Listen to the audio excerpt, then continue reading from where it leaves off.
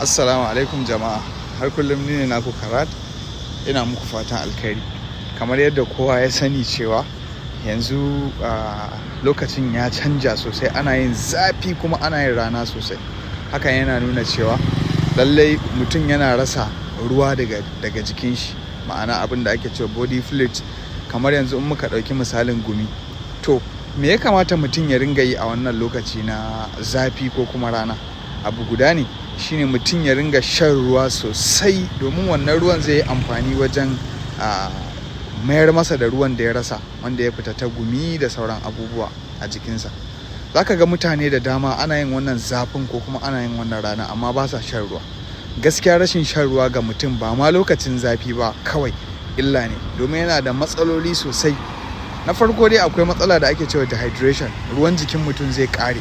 So in kuma ruwan jikin mutum ya ƙare, gaskiya akwai matsala. Haka yana jawo matsaloli na irin ciwon ƙoda, wanda za a ga duwatsu suna fita daga ƙodan mutum. Bayan haka fatar mutum ma za ta iya lalacewa, domin inda gumin yake fita zai toshe.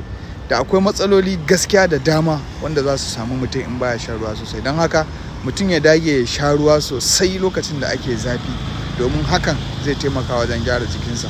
Har kullum ni ne naku Karat, na barku lafiya, sai an jima.